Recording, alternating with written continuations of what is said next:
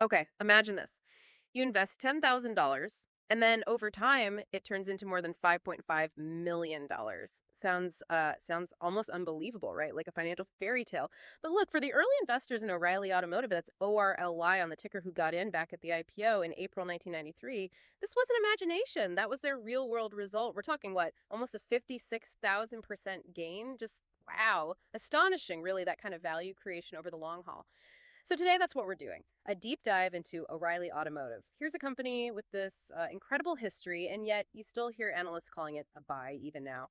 Our mission then is to really unpack this, dig into how they pulled off such amazing sustained success and what's shaping their outlook today. It's a fascinating story. It really is. And we're going to explore exactly that for you. This isn't just about what happened with O'Reilly. It's about understanding the why. We'll look at the foundations, what sparked that initial growth, then the engines driving them now. And critically, we have to look at the hurdles, the challenges, and also the opportunities this giant faces today. Help you connect the dots from our material. Okay, let's set the scene a bit then. I mean, if you've driven pretty much anywhere in the U.S., you've probably heard that jingle, right? Oh, O'Reilly Auto Parts. Hard to miss. Yeah, exactly. But the company's story, it goes way back before those ads. Launched back in 1957, Charles F. O'Reilly and his son, Charles H. Chubb O'Reilly Sr., they opened their first store in Springfield, Missouri. Now, fast forward to today. O'Reilly is just one of the biggest auto specialty retailers in the U.S. Market cap nearly $77 billion. Think about that. And they're running, 6,416 stores across 48 states, Puerto Rico, Canada, Mexico. That is a massive footprint. It's huge. And what's really strategically interesting is how they serve these two different but complementary markets. You've got the do-it-yourself folks, the DIY customers, and then the professional service providers, the garages, the mechanics. Now, last year, about 52% of sales were DIY, but actually, it's that professional side, the garages, that's really been fueling their more recent growth. That's been the bigger engine lately. Right, that makes sense. But focusing on that professional market, it's known for being pretty fragmented, isn't it? Very fragmented. So how has O'Reilly managed to tap into that so well? What's their, secret sauce there? How does their strategy really stand out and let them keep growing? Well, that fragmentation, it's not just a word. It means practically there are tons of smaller independent repair shops out there. O'Reilly, with its massive distribution network, they often use this really efficient hub and spoke system for deliveries. They can just get parts to these garages much faster. Mm-hmm. And more reliably, way better than smaller local suppliers can manage. So speed and reliability. Exactly. And for a professional mechanic, that speed, that consistency, it's gold. Quicker repairs mean happier customers, more jobs per day, more profit. It's a huge competitive advantage for O'Reilly. Massive. And clearly that strategy is still working. I mean, we saw their stock was up double digits year to date in 2025. It even stayed positive when the rest of the market kind of dipped. That shows some real resilience, especially for such a big company. It certainly does, but we have to be careful not to say everything's perfect. O'Reilly definitely has its current challenges too, which brings up, a key question. How does a company this big keep going when it hits headwinds? Because for O'Reilly, their net income, first quarter of 2025, it actually went down 2% compared to last year. And the main reason for that was higher SG&A expenses, selling, general, and administrative costs. Right, and I think their president, Brent Kirby, mentioned that on the earnings call. He said those higher SG&A costs were partly higher payroll and benefit costs, and also more maintenance expenses for some stores. So when he says that, are we talking general wage inflation hitting everyone? Yeah. Or is it something specific to O'Reilly, maybe aging stores? What's the sort of longer term view on those cost pressures? Yeah, that's a really good question to ask. Because look, higher payroll and benefits, that definitely sounds like the broader wage pressures hitting lots of retailers. We see that elsewhere. But the increased maintenance costs, that can point to something different. Maybe an older store base needing more upkeep, more capital spending. Or it could even be, a deliberate choice to invest in upgrading stores. Yeah. Those are very different issues to manage. Now, Kirby did suggest this SG&A pressure might be temporary, but he also admitted they're cognizant of the potential for incremental impacts should we see an accelerated inflationary environment.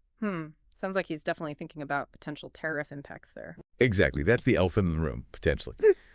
The CEO, Brad Beckham, he tackled it directly in the Q1 press release. He said, quote, "The changing tariff landscape brings with it a high degree of uncertainty, makes it difficult for us to predict the impact." And that's a big deal for them, right? Because a fair chunk of their products comes from China. A very big deal. About a quarter, roughly 25% of the products O'Reilly sells originate in China.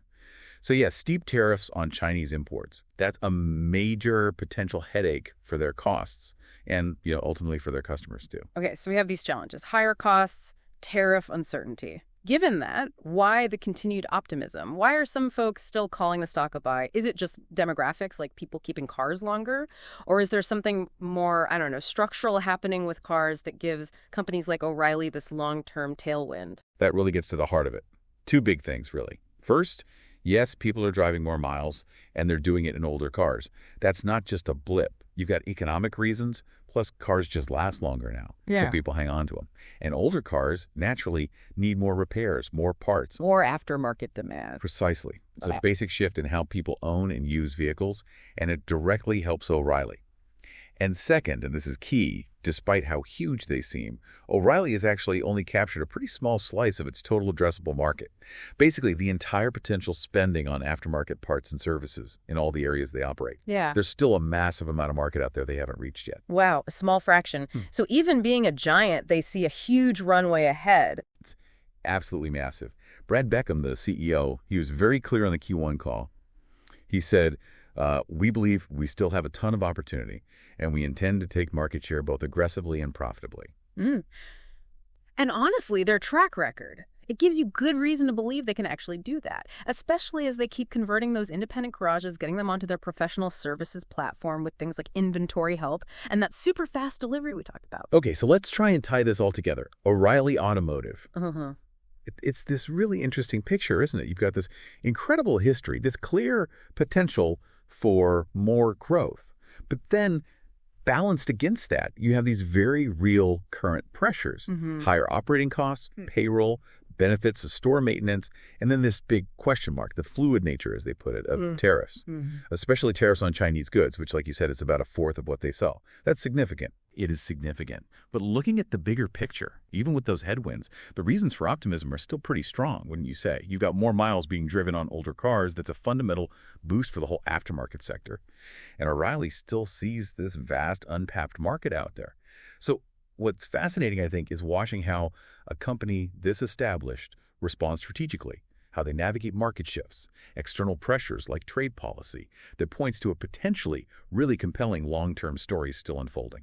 Okay, so considering that history, that resilience, and their clear ambition to keep grabbing market share aggressively and profitably, here's maybe a final thought for you, our listener, to chew on. How might these bigger shifts we're seeing, things like global trade policies changing, maybe even the fundamental lifespan of products evolving, how might those forces ultimately reshape the playing field, even for really established, successful companies like O'Reilly Automotive? Something to think about.